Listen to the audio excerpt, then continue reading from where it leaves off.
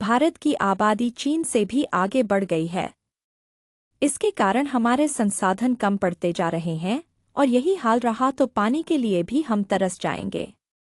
देश के 36 राज्यों और केंद्र शासित प्रदेशों ने 2.1 फर्टिलिटी रेट प्रजनन दर पर खुद को सीमित कर लिया है।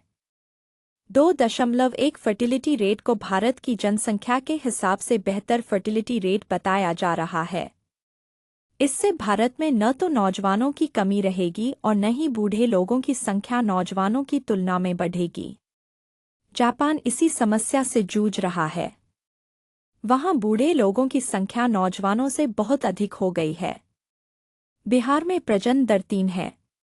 मेघालय में 2.9, उत्तर प्रदेश में 2.4, झारखंड में 2.3 और मणिपुर में 2.2 है।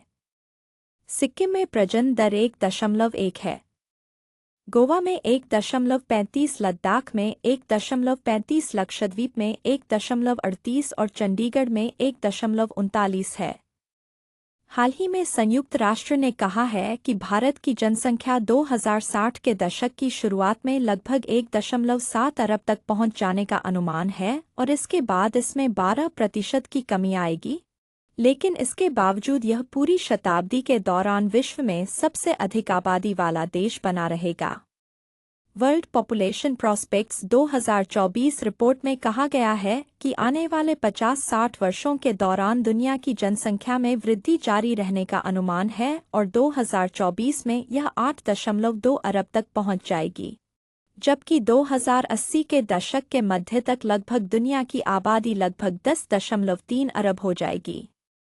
हालांकि चरम स्थिति पर पहुंचने के बाद वैश्विक जनसंख्या में धीरे धीरे गिरावट आने का अनुमान है और यह सदी के अंत तक घटकर 10.2 अरब रह जाएगी।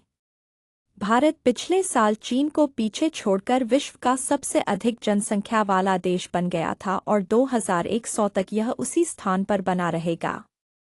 जनसंख्या विशेषज्ञ मनु गौड़ ने कहा कि यह बहुत विचित्र स्थिति है। 1952 में सबसे पहले भारत ने परिवार नियोजन की प्लानिंग की थी और आज दुनिया का सबसे ज्यादा आबादी वाला देश बन गया है। जनसंख्या के मामले में यह हमारी अब तक की सरकारों की नाकामी को दर्शाता है। भारत सरकार को जल्द से जल्द इस पर एक नीति बनाने की जरूरत है। ये जो अभी आंकड़े हैं वे सैंपल के हैं।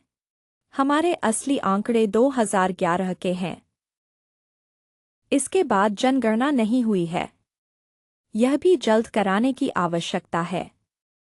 संयुक्त राष्ट्र की रिपोर्ट ये भी दावा करती है कि अगले 30 वर्षों में पाकिस्तान दुनिया का तीसरा सबसे ज्यादा आबादी वाला देश बन जाएगा। पाकिस्तान की वर्तमान जनसंख्या 251 मिलियन से बढ़कर 2054 में 389 मिलियन हो जाएगी। पाकिस्तान की जनसंख्या संयुक्त राज्य अमेरिका और इंडोनेशिया से आगे निकल जाएगी।